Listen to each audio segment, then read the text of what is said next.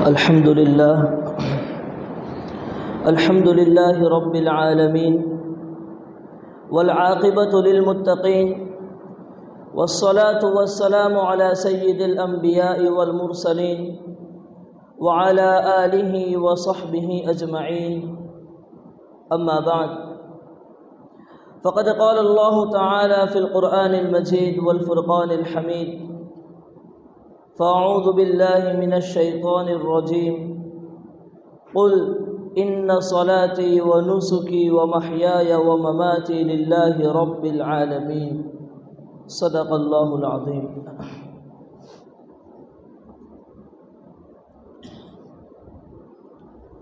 محترم سامعین کرام، اللہ رب العزت نے اس عالم رنگ و بو کے اندر، اس دنیا کے اندر بے شمار مخلوقات کو پیدا فرمایا. ان بے شمار مخلوقات میں سے حضرت انسان کو سب سے اعلیٰ اور سب سے افضل مخلوق قرار دیا. فرمایا وَلَقَدْ كَرَّمْنَا بَنِي آدم، کہ آدم کی اولاد کو، بنی آدم اور انسانوں کو ہم نے ایک مخصوص اعزاز اور اکرام کے ساتھ نوازا ہے. اور بنی آدم کے اندر پھر مختلف گروہ ہو گئے. بعض وہ جو اللہ اور اس کے رسول کی مان کر چلنے والے، بعض وہ جو مسلمان اور مومن کہلانے والے، اور بعض وہ جو اللہ اور اس کے رسول کی نافرمانی کرنے والے ہوئے. پھر جو مومنین ہیں، جو اللہ اور اس کے رسول کی مان کر زندگی گزارنے والے ہیں، جو مسلمان کہلاتے ہیں، جو کتاب و سنت کا، اللہ اور اس کے رسول کے اوپر ایمان لانے والے ہیں، قبر اور حشر کو، آخرت کو، جنت اور جہنم کو، یوم حشر اعمال نامے عطا کیے جانے کو اور انسانی اعمال کے وزن ہونے کو ماننے والے ہیں. ان مومنین میں پھر اور تفاوت ہو جاتا ہے کہ کوئی وہ ہیں جس کو رسالت اور نبوت والی صفات سے متصف کیا گیا تو رسول اور نبی بنے. بعض وہ ہیں جن کو ولایت والی صفت سے متصف کیا گیا تو وہ ولی بنے. بعض وہ جو تقوی والی صفت سے متصف ہوئے تو متقی بنے، علم والی صفت سے متصف ہوئے تو علماء بنے. اسی طرح اللہ تبارک و تعالیٰ نے حضرت انسان کے اندر بہت مختلف صفات رکھے ہیں، اور انسان دنیا میں آنے کے بعد مختلف صفات کو حاصل کرتا ہے. لیکن ان تمام مختلف صفات کے حصول کے اندر وہ کون سا سب سے اہم وصف ہے اور وہ کون سی سب سے اعلیٰ درجے کی صفت ہے جس کو حاصل کرنا تمام صفات کے حصول کی جڑ ہے، جس کو حاصل کرنا اللہ تبارک و تعالیٰ کے تقرب کا سب سے اعلیٰ درجہ ہے اور سب سے اونچا معیار ہے. اگر ہم قرآن و حدیث کے اندر غور و فکر کریں، نصوص کے اندر اور احادیث مبارکہ کے ذخیرے کے اندر اگر ہم مطالعہ کریں تو ہمیں معلوم ہوگا کہ ان تمام مختلف اوصاف میں سب سے بڑا وصف جو انسان اپنے قصد سے، انسان اپنے قصد و ارادے، اپنے قصد اور ارادے سے جس کو حاصل کر سکتا ہے اور انسان اپنے عمل سے جس کو اپنے اندر لا سکتا ہے، وہ سب سے بڑی صفت ہے صفت عبودیت. یعنی انسان اپنے آپ کو اللہ تبارک و تعالیٰ کا بندہ سمجھے، انسان اپنے آپ کو اللہ تبارک و تعالیٰ کا عبد سمجھ کر زندگی گزارے، اللہ کو اپنا معبود سمجھے اور اپنے آپ کو اللہ تبارک و تعالیٰ کا عابد شمار کرے. ویسے تو عبدیت سے اونچا ایک وصف رسالت اور نبوت بھی ہے، لیکن غور کریں کہ رسالت اور نبوت کو قرآن کریم میں وہاں پر ذکر کیا گیا جہاں پر اللہ تبارک و تعالیٰ کی جانب سے بندے اللہ کے بندوں کی طرف اتارے گئے. یعنی انبیاء اور رسول کو جب اللہ تبارک و تعالیٰ نے بندوں کی ہدایت کے لیے بھیجا تو اس وقت اللہ تبارک و تعالیٰ نے رسالت اور نبوت کے وصف کو اور رسالت اور نبوت کی صفت کو استعمال فرمایا. چنانچہ اللہ تعالیٰ کا فرمان ہے انا ارسلنا الیکم رسولا شاہدا الی آخرہ کہ انا ارسلنا الیکم رسولا، یہاں جو انبیاء کو بھیجنے کی جو مخصوص صفت بیان کی گئی کہ اب اللہ تبارک و تعالیٰ کی جانب سے ہادی بن کر، اللہ تبارک و تعالیٰ کی جانب سے رہنما بن کر قوم میں سے اللہ کے منتخب بندے تمہارے پاس آنے والے ہیں، اور دنیا میں رہنے والے انسانوں کو اللہ کی رضا والی راہ دکھلانے والے ہیں۔ تو ایسے موقع پر جب انبیاء کا نزول، انبیاء کا ورود اللہ تبارک و تعالیٰ کی جانب سے بندوں کی طرف ہوتا ہے تو اللہ تعالیٰ اس میں صفت استعمال کرتے ہیں، رسولن کی رسالت کو بیان کرتے ہیں، اور کہیں پر نبی کو بیان کیا کہ اس کی نبوت کا تذکرہ فرمایا۔ لیکن جب یہی انبیاء اور وہ رسول، جب یہی نبی اور یہی رسول بندوں کی دنیا سے اٹھ کر اللہ تبارک و تعالیٰ کی ملاقات کے لیے تشریف لے جاتے ہیں، جس کو ہم واقعہ معراج سے تعبیر کرتے ہیں، کہ یہ کہنا بے جانا ہوگا کہ دنیا کے اندر انبیاء و رسول کے ساتھ جتنے معجزات پیش آئے اور انبیاء و رسول کو جتنے معجزات عطا کیے گئے، ان تمام معجزوں کے اندر، ان تمام کرامتوں کے اندر، تمام معجزوں کے اندر سب سے اعلیٰ اگر کوئی معجزہ ہو سکتا ہے تو شاید وہ واقعہ معراج ہے، کہ انسانی تاریخ کا سب سے بڑا معجزہ کہ اللہ تبارک و تعالیٰ نے اپنے محبوب کی تسلی کے لیے، اپنے محبوب کی دل جوئی کے لیے عالم دنیا سے اٹھا کر اس کو ساتوں آسمانوں کی سیر کرائی، اس کو جنت اور جہنم کی سیر کرائی، اس کو اپنے عرش کے پاس بلایا، اس سے ہم کلام ہوئے اور اس کے اوپر تحفات اور انعامات کی بارش فرمائی۔ یہ سب سے بڑا معجزہ تاریخ انسانی کا کہا جا سکتا ہے۔ اتنا بڑا معجزہ کہ انبیاء و رسول میں سے کسی کے ساتھ یہ معجزہ پیش نہیں آیا، بڑا اونچا مقام، لیکن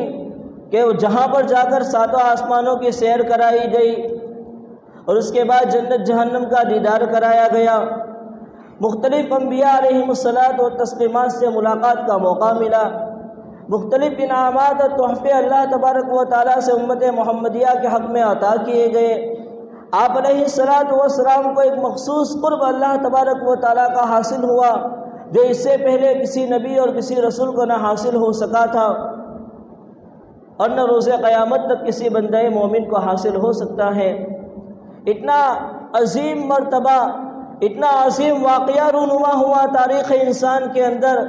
لیکن اللہ تبارک و تعالیٰ نے اس موقع پر جو صفت استعمال فرمائی وہ یہ ہے، سبحان الذی اسری بعبدہ لیلا من المسجد الحرام الی المسجد الاقصی۔ اللہ تعالیٰ فرماتے ہیں پاک ہے وہ ذات جو لے گئی اپنے عبد کو، جو لے گئی اپنے بندے کو مسجد حرام سے اٹھا کر مسجد اقصی تک۔ تو آپ دیکھیں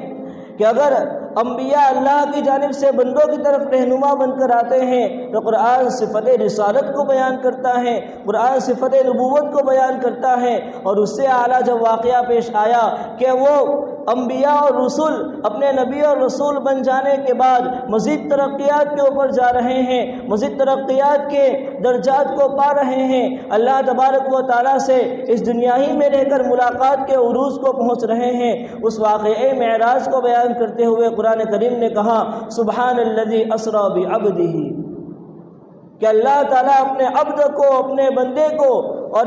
اس شخص کو جس میں عبدیت کوٹ کوٹ کر بری ہوئی ہے، اس شخص کو مسجد حرام سے مسجد اقصی تک واقعہ معراج کرا رہا ہے۔ اس سے معلوم یہ ہوا کہ سب سے اونچی صفت جو بندہ اپنے کسب سے حاصل کر سکتا ہے وہ صفت عبدیت ہے۔ رسالت اور نبوت تو اللہ کی جانب سے عطا کی جاتی ہیں، وہ کسی کے اختیار میں نہیں، لیکن عبدیت، تواضع، خاکساری اور انکساری یہ ایک ایسی صفت ہے جو بندہ اپنے قصد اور ارادے سے اور اپنے کسب اور اپنے عمل سے اس کو حاصل کر سکتا ہے۔ جب یہ صفت عبدیت انسان کی زندگی میں آوے تو انسان کے لیے ہر عمل کرنا آسان ہو جاتا ہے، ہر امر کو پورا کرنا اور اللہ تعالیٰ کے ہر منہی سے، ہر روکی ہوئی چیز سے رک جانا، اپنے آپ کو باز رکھنا آسان ہو جاتا ہے۔ اس لیے کہ عبدیت کا معنی یہ ہوتا ہے کہ انسان بلا چوں و چرا کیے ہوئے کہ اللہ تبارک و تعالیٰ نے فلاں حکم دیا تو کیوں دیا، زکوٰۃ کا حکم ہے تو کیوں، روزے کا حکم دیا تو اس کے پیچھے کیا حکمتیں پوشیدہ ہیں، اگر نماز پڑھنے کا حکم دیا تو اس کے پیچھے کیا مقصد ہو سکتا ہے۔ ان تمام مقاصد سے صرف نظر کرتے ہوئے، ان تمام حکمتوں کو چھوڑ کر، ان تمام علتوں اور وجوہات اور ریزنوں کو پس پشت ڈال کر بندہ آنکھ بند کر کے یہ سمجھ کر کہ میرے رب کا یہ حکم ہے، مجھے کرنا ہے، چاہے جی چاہے یا نہ چاہے، چاہے عقل میں آوے یا نہ آوے، مجھے اس کے اوپر عمل کرنا ہے۔ جب یہ جذبہ انسان کے دل کے اندر آ جاتا ہے تو اسی کو صفت عبدیت کہتے ہیں۔ جب یہ صفت عبدیت انسان کی زندگی میں آوے کہ انسان اپنے آپ کو کچھ نہ سمجھے اور محض اپنے آپ کو اللہ کا بندہ سمجھ کر زندگی گزارنے کی فکر کرے کہ میں تو غلام ہوں، میرا معبود میرا آقا اور مولا ہے، میرا وجود اس کے مرہون منت ہے، میرا وجود اور میری زندگی کی بقا، زندگی میں حاصل ہونے والی ایک ایک نعمت اسی کی فضل اور اسی کی عطا ہے، اس کے علاوہ کچھ نہیں ہو سکتا۔ وہی مجھے جلاتا ہے، وہی مجھے مارتا ہے، وہی کھلاتا اور وہی پلاتا ہے۔ عبدیت کی صفت آ جاوے کہ میں میرے مولا کے سامنے کچھ نہیں، وہ جو کہے گا ہم مان لیں گے۔ جب یہ صفت انسان کی زندگی میں آتی ہے تو ہر امر کو پورا کرنا اور ہر منہی سے رکنا انسان کے لیے آسان ہو جاتا ہے۔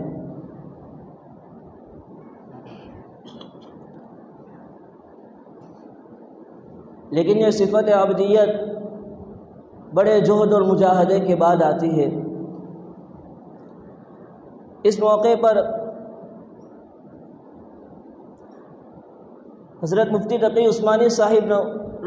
حضرت مفتی تقی عثمانی صاحب دامت برکاتہم العالیہ ایک واقعہ نقل فرماتے ہیں حضرت سید سلیمان ندوی رحمۃ اللہ علیہ کا۔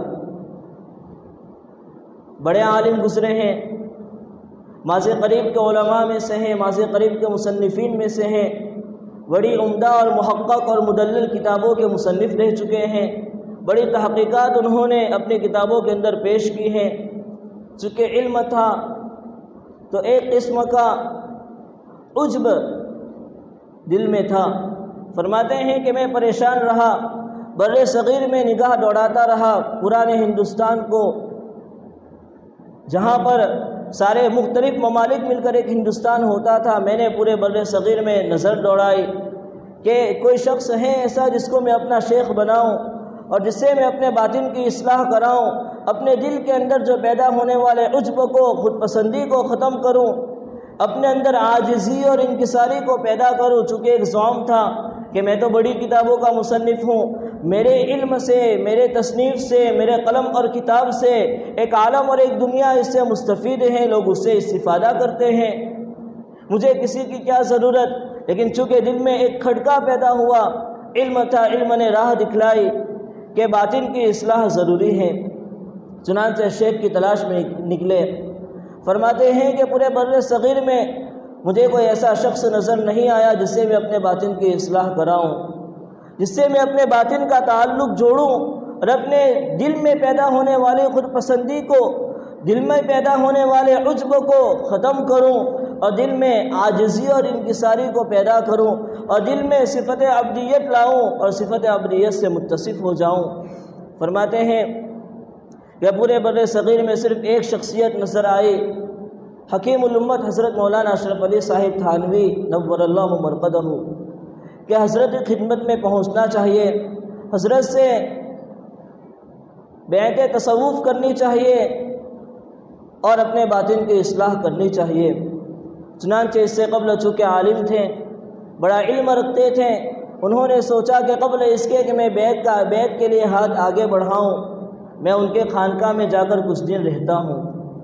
دیکھتا ہوں کہ میرے مزاج کے موافق ان کی تعلیمات، ان کے ارشادات اور ان کے خیالات میری طبیعت کے موافق ہوتے ہیں یا نہیں۔ اگر ہوتے ہیں بیعت ہو جاؤں گا، نہیں ہوتے ہیں چلاؤں گا۔ بہرحال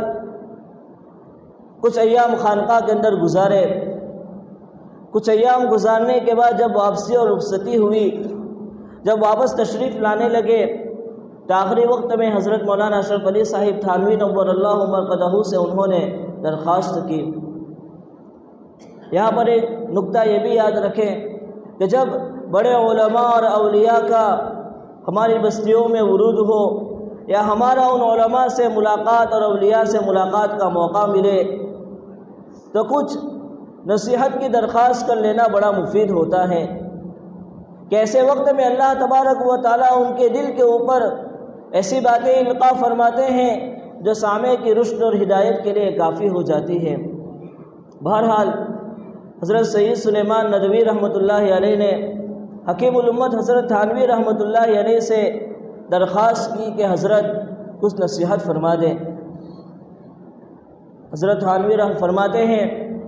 کہ حضرت تھانوی رحمۃ اللہ علیہ نے سینے کی طرف ہاتھ بڑھا کر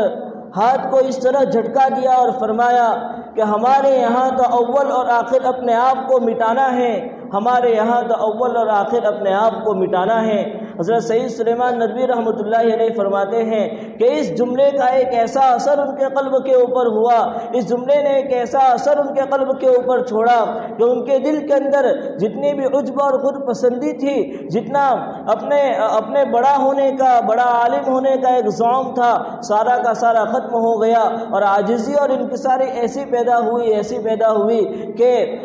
مولانا ڈاکٹر عبدالحی صاحب عارفی رحمۃ اللہ علیہ فرماتے ہیں کہ اسی زمانے میں خانقاہ کے اندر تھانہ بھون جانا ہمارا بھی ہوتا تھا۔ ہم نے دیکھا کہ سید سلیمان ندوی رحمۃ اللہ علیہ اس جملے کے ان کے دل پر اثر کر جانے کے بعد جب بھی وہ حضرت کی خانقاہ میں تشریف لاتے، حضرت کی خانقاہ کے اندر قیام فرماتے، ڈاکٹر عارفی رحمۃ اللہ علیہ فرماتے ہیں ہم نے اپنی نگاہوں سے دیکھا ہے کہ خانقاہ میں آنے والے مریدین کی جوتیوں کو، خانقاہ میں آنے والے مریدین کے چپلوں کو اپنے ہاتھوں سے درست فرماتے تھے، اپنے ہاتھوں سے اس کو ترتیب وار رکھتے تھے، اور بعض مرتبہ تو ایسا ہوتا کہ ان آنے والوں میں سے بہت سے علماء بھی نہ ہوتے تھے، بہت سے حفاظ اور مفتیان کرام نہیں ہوتے تھے، عوام الناس ہوتی تھی، لیکن وقت کا اتنا بڑا مصنف، وقت کا اتنا بڑا عالم صلی اللہ علیہ کے ایک جملے نے اس کے دل کے اوپر اثر کیا اور عوام الناس کی چپلیں، عوام الناس کی جوتیاں خانقاہ کے دروازے کے اوپر درست کرنے میں مصروف ہوا۔ یہ ہے عجز اور انکساری، یہ ہے عبدیت۔ جب عبدیت آ جاتی ہے انسان کے اندر، اپنے آپ کو مٹانے کا جذبہ پیدا ہو جاتا ہے تو ہر عمل اس کے لیے آسان ہو جاتا ہے۔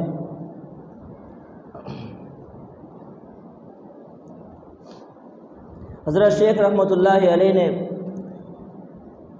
تقریباً فضائل صدقات کے اندر ایک واقعہ نقل کیا ہے، مختصر اس کا خلاصہ یہ جس سے ہمیں اس بات کا سبق ملتا ہے کہ ایک معبود اور عابد کا، ایک مخلوق اور خالق کا کیا رشتہ ہونا چاہیے، اور مخلوق کے دل میں اپنے خالق کے حق میں کیا خیالات، کیا اعتقادات ہونی چاہیے۔ چنانچہ حضرت فرماتے ہیں، واقعہ نقل کرتے ہیں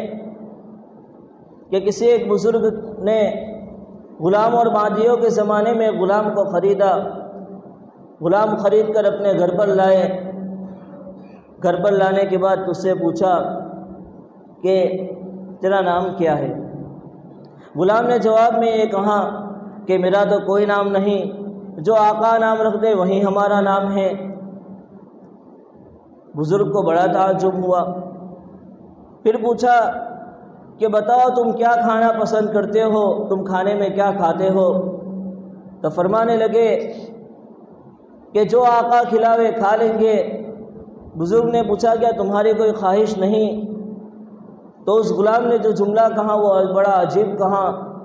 وہ غلام کہنے لگا کہ آقا کی موجودگی میں، آقا کے سامنے، آقا کے حکم کے سامنے بھلا غلام کی خواہش بھی کوئی ہو سکتی ہے؟ آقا جو حکم دے غلام پر اس کو بجا لانا لازم اور ضروری ہے۔ آقا کی خواہش کے سامنے غلام کی ساری خواہشیں ہیچ ہیں، اس کی خواہش کا کوئی اعتبار نہیں۔ آقا نے حکم دے دیا اس کو بجا لانا ضروری ہے۔ بزرگ اس کا یہ جملہ سن کر رونے لگے اور فرمانے لگے کہ تو نے آج مجھے اپنے معبود کے ساتھ رہنے کا، اپنے معبود کے ساتھ اعتقاد رکھنے کا اور اپنے معبود کے ساتھ تعلق قائم کرنے کا تو نے مجھے ادب سکھا دیا کہ عابد کو چاہیے کہ معبود کے متعلق اپنے سارے خواہشات کو ختم کرے اور معبود کے حکم کو بلا چوں و چرا کیے ہوئے اپنی زندگی میں لے آئے، کہ اس لیے کہ عابد کے لیے کوئی خواہش نہیں ہے معبود کے حکم کے بالمقابل۔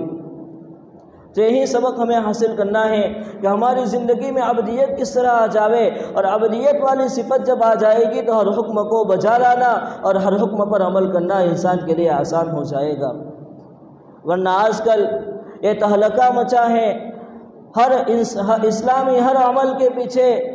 اسلامی ہر تعلیمات کے پیچھے اس کے مقاصد کو دیکھنے کا رواج ہے، اس کے مقاصد کو باطل کی جانب سے دکھایا جا رہا ہے اور مقاصد کو سامنے رکھ کر احکام شریعت کو چھوڑنے کے اوپر ابھارا جا رہا ہے۔ لوگ بجائے اس کے کہ وقت کے علماء سے علم حاصل کرے، بجائے اس کے کہ وقت کے صوفیاء سے اپنی اصلاح کرائے،